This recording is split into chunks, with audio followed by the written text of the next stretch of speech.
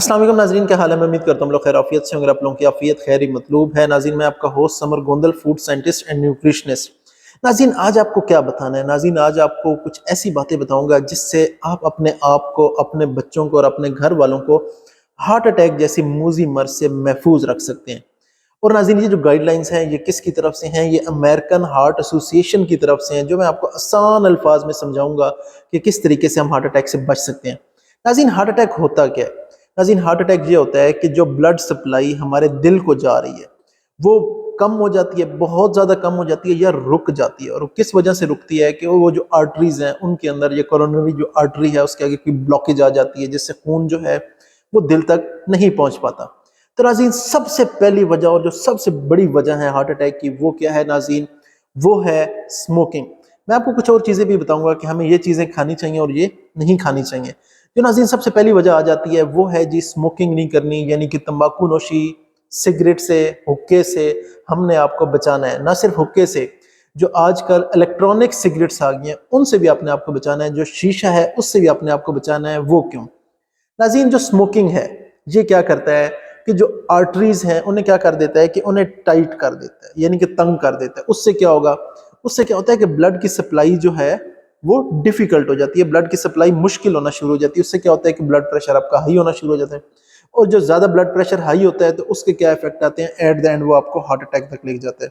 पहली बात। दूसरी बात जो है स्मोकिंग क्या करती है वो ये है कि जो हमारे फेफड़े हैं, हमारे फेफड़ों के अंदर जो इलास्टिसिटी है, ठीक है, वो गुब्बारे की तरह इस तरह बिल्कुल अप एंड डाउन हो रहे होते हैं। ये उस इलास्टिसिटी को कम कर देता है। और फिर क्या होता है कि जो फेफड़ों का काम है कि हवा से ऑक्सीजन को अलग करना है, वो कम होना शुरू हो जाता है। ऑक्सीजन की सप्लाई कम हो जाती है ब्लड में। ऑक्सीजन की सप्लाई कम होती है तो क्या होता है? आप सीढ़ियां चढ़ते हैं, आप कहते हैं मेरा सांस फूल रहा है, ठीक है। थोड़ा सा भी चलते फिरते हैं तो आप कहते हैं यार सांस फूल रहा है। तो उससे भी क्या होता है कि उससे भी आपके हार्ट अटैक आने के चांसेस बहुत बढ़ जाते हैं। स्मोकिंग की ही वजह थी। तीसरी वजह क्या है कि तीसरी वजह यह है कि जो हमारी आर्टरीज हैं जिनके अंदर खून फ्लो कर रहा है, ये स्मोकिंग क्या करता है, धुआं से क्या कर देता है कि जो हमारे अंदर खून में अब्जॉर्ब होता है वो उसे अंदर से डैमेज कर देता है। जब आर्टरीज डैमेज हो जाती हैं तो उन पर फिर इन्फ्लेमेशन आ जाती है, सोजिश आ जाती है। सोजिश आती है तो उससे भी क्या होता है कि एट द एंड वो तंग होना शुरू हो जाती है। जब वो तंग होती है तो क्या होता है कि ब्लड प्रेशर आपका हाई होना शुरू हो जाता है, ब्लड फ्लो मुश्किल हो जाता है और फिर क्या होता है कि आपको हार्ट अटैक आता है। पहली बात निकल गई कि हमने स्मोकिंग नहीं करनी।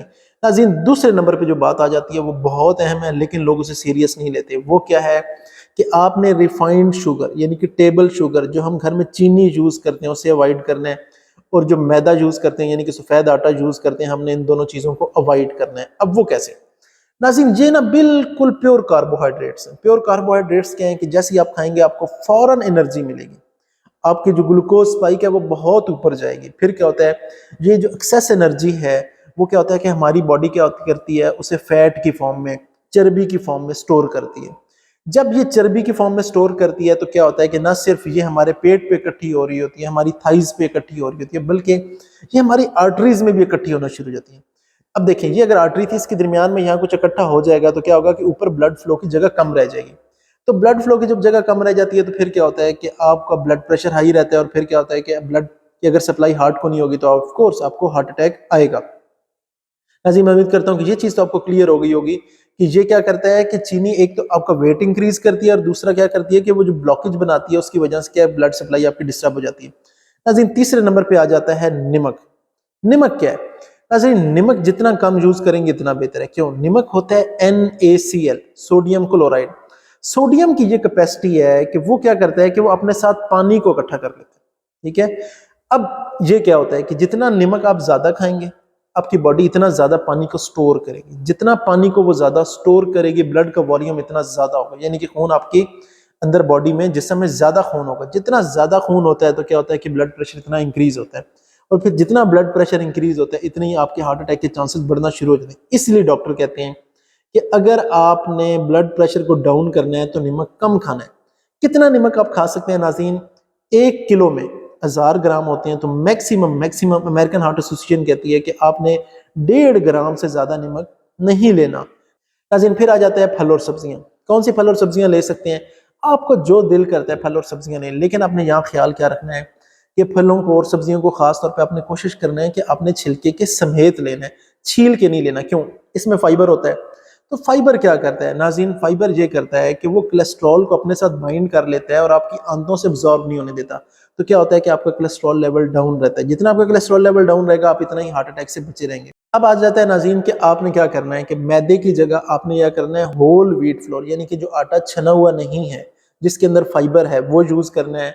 व्हाइट राइस, पॉलिश राइस की जगह आपने ब्राउन राइस यूज करना है। इससे क्या होगा नाज़रीन, इसके अंदर भी एक अच्छी सफिशिएंट अमाउंट जो होती है वो किसकी मौजूद होती है, फाइबर की मौजूद होती है। फाइबर क्या करता है कि आपका जो हाजमे का सिस्टम है उसे स्लो कर देगा। जब आपका हाजमा स्लो होगा तो उससे क्या होगा कि आपकी ग्लूकोज स्पाइक नहीं आएगी और फिर क्या होगा कि आपको भरा भरा फील होता है और फिर इससे क्या होगा कि आप चीज़ें भी कम खाएंगे तो आप मोटापे से भी बचे रहेंगे और मोटापे से बचे रहेंगे तो एट द एंड क्या होगा, आप हार्ट अटैक से भी बचे रहेंगे।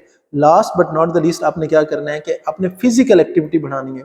वॉक कर सकते हैं, वॉक करें, जॉगिंग कर सकते हैं, जॉगिंग करें, ताकि जो एक्सेस कैलोरीज हैं वो फैट की फॉर्म में, चर्बी की फॉर्म में स्टोर ना हो, बल्कि वो यूटिलाइज हो जाए, वो इस्तेमाल हो जाए और आप सेहतमंद और तवाना रहें। नाज़रीन, मैं उम्मीद करता हूँ आज का सेशन आपके लिए फायदेमंद रहा होगा। किसी किस्म का कोई सवाल हो तो कमेंट बॉक्स में पूछ सकते हैं। अपने होस्ट समर गोंदल को इजाजत दें। अल्लाह हाफिज़।